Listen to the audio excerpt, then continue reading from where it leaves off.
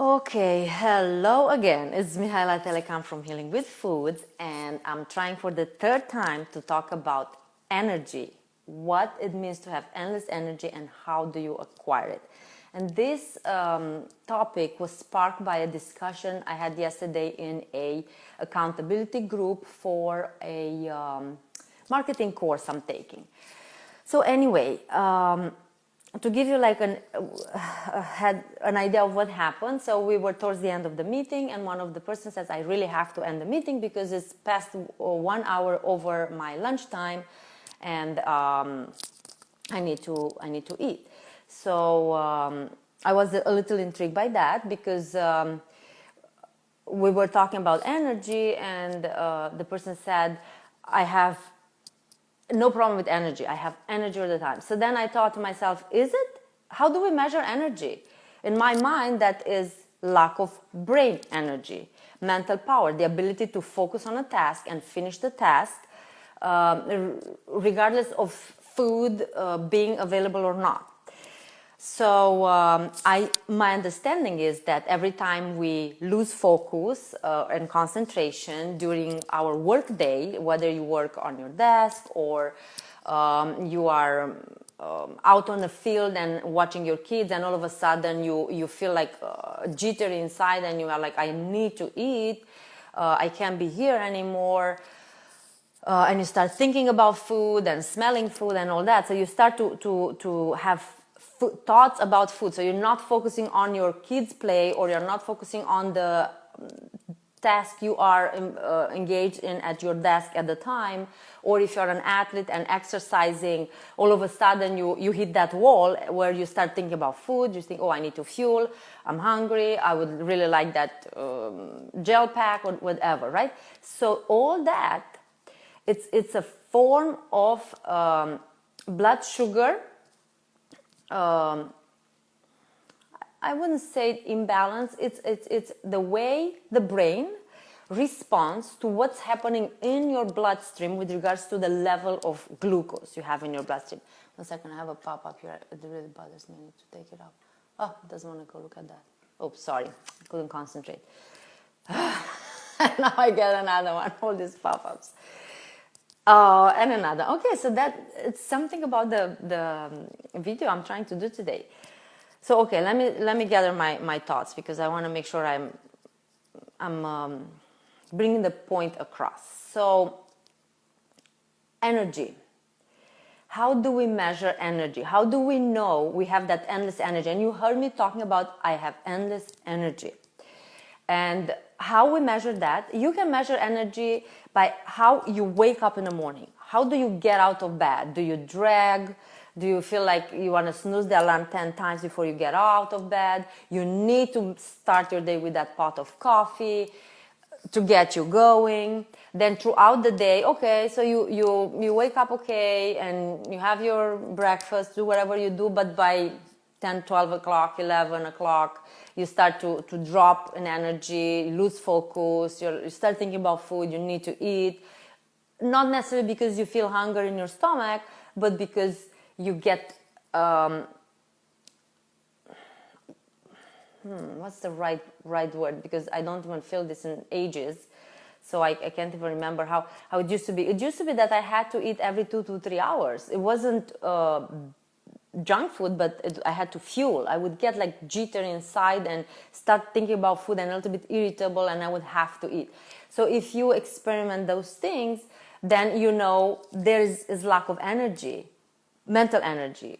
So that's one way to assess energy. Then the other one is physical energy. How much energy you have to do the chores you have to do every day. Then how much energy output you have when you go to the gym and you work out. Or you go for a run or for a bike ride. That's how you measure energy. At least that's what I look at. So when this person told me I have no problem with energy, in my mind was like a conflict. How do you have no problem with energy if right now you have to end the meeting because it's 1 hour past your lunchtime? How do you explain that? My question is. And the answer is lack of metabolic flexibility. Your brain is the one that will is responsible for your energy, basically, for your mental focus, for your ability to concentrate and carry through a task, whether it's an intellectual task or it's a physical task. Your brain is a carbohydrate dependent organ for as long as you provide carbohydrates. You have a high carbohydrate intake in your diet. Your brain is depending on that sugar. So when the sugar level drops in the blood, because you don't have that metabolic flexibility that allows your body to burn fat, to turn it into ketone bodies for the brain to use it, the brain will detect the drop in the blood sugar. It doesn't have an alternative fuel source, so it starts telling you that you need to end the task. You start thinking about food.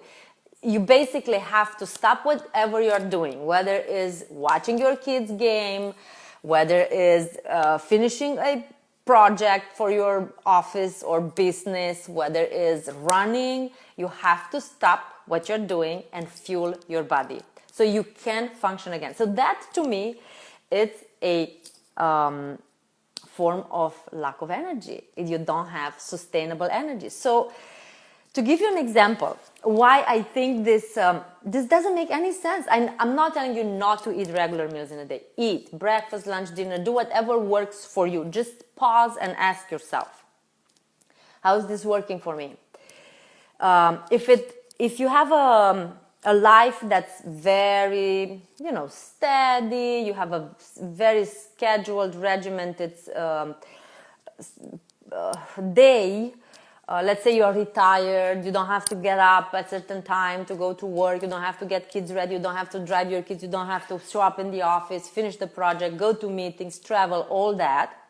So then you can have breakfast, lunch, dinner at regular intervals of time. It's good for your body. The body likes to routines or rituals. It starts functioning in a way more optimal, right? However, if that's not your case, if you have to run all over the place, if you have to be in long meetings, if you have to or want to run a marathon or do an Ironman, your goal really is to maximize the way your body produces energy, taps into energy sources, and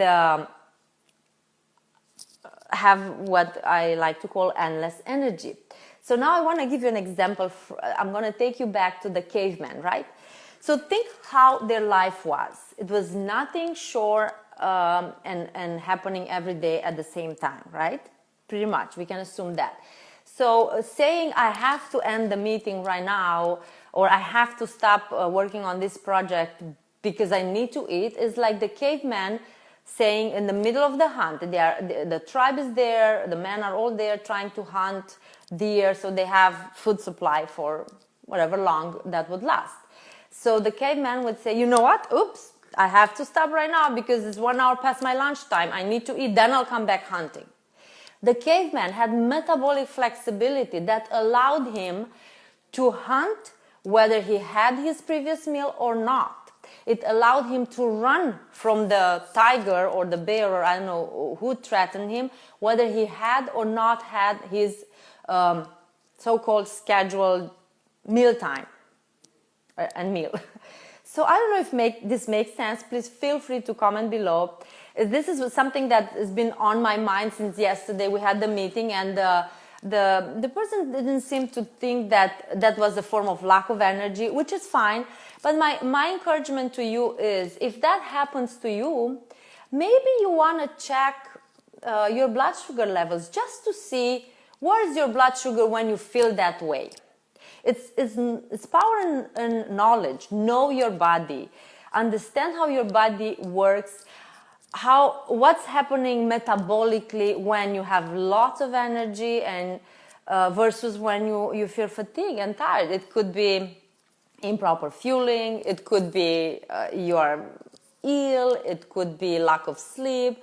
It could be lack of metabolic flexibility. It's many reasons, but if you want to take charge of your health, if you want to have optimal energy in life, if you want to reverse disease, if you don't have disease, if you want to prevent disease, if you want to have a life that you can fully enjoy, is not limited by lack of energy and debilitated by ill health, I invite you to look at what you do and how your body works. And of course, my invitation to you is to join my webinar, which I will have I think it's in 2 weeks, on November 16, where I talk everything about I learn and I've done and I'm using with my clients about this topic, how we heal with foods, how we acquire energy with foods. And I will get into the science of low carbohydrate diets, whether you want to hear science or not. I think power is knowledge. When you understand how the body works, it becomes a little bit easier to actually try something new that goes against conventional wisdom, new modern wisdom, and or against the grain, and give yourself a chance to try something different and see if it works. So I will explain this concept of metabolic flexibility. I will talk about what really is a low carbohydrate diet, whole foods, of course. The benefits, how do you get to develop or to acquire this, I'll call it metabolic flexibility. Anyway, so I don't know if this makes any sense. I hope you're going to give me some feedback, but food for thought. How do you measure your energy? When someone asks you, do you have energy? And you say yes, how do you measure it? Do you crash or don't crash? And I felt like saying yesterday, it's, I don't know, it was 2 o'clock or something. I felt like saying I had 2 bulletproof coffees. I guess the coffee helps, we can say that. But I really have the bulletproof coffee because of the fat. Fat sustains me. I don't drop. And it's obvious. I don't drop physically when I go and I do long distance bike rides, and I don't drop at the office. I can go and work as long as is needed, and then when I'm done, I go and eat, and I'm perfectly fine. So it's a way of changing a little bit the perspective, how you look at food, what meal timing really is. It's nice to sit down everybody and have a meal. I'm not saying not, we do that in my family. Even if, let's say, in the morning I make breakfast for my boys and I have my bulletproof coffee, we all sit down at the table. So it's not like I ignore this bonding time, because we bond around food.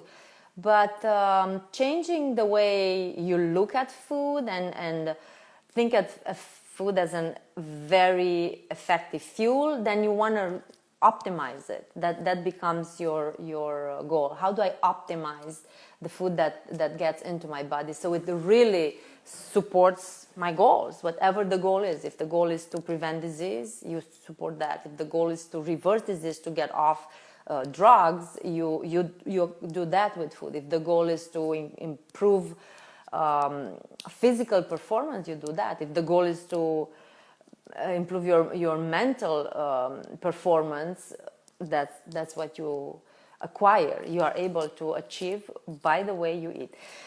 Okay, thank you so much. I will put the link to the webinar so you can register for my upcoming webinar if you want to learn more about this. If you at any degree this interests you, please, it's a free webinar. I will have the link above and below the video on one of the comments, as well as above in the text. I will come back and edit. Thank you so much. Have an awesome day and talk to you very, very soon.